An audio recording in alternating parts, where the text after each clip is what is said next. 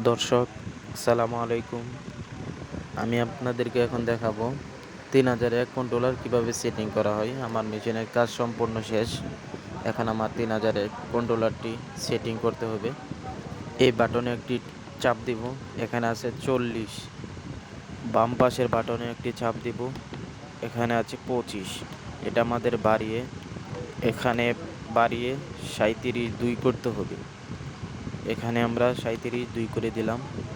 তারপরে ছেড়ে দিব, অটোমেটিক সেট হয়ে যাবে।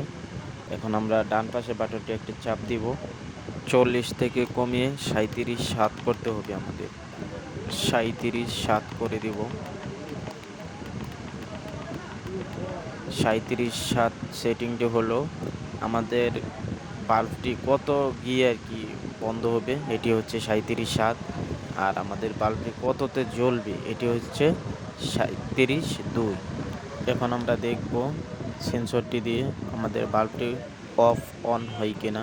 আমাদের বাল্বটি অফ হয়ে গেছে, 37 উপরে চলে গেলে অফ হয়ে যাবে।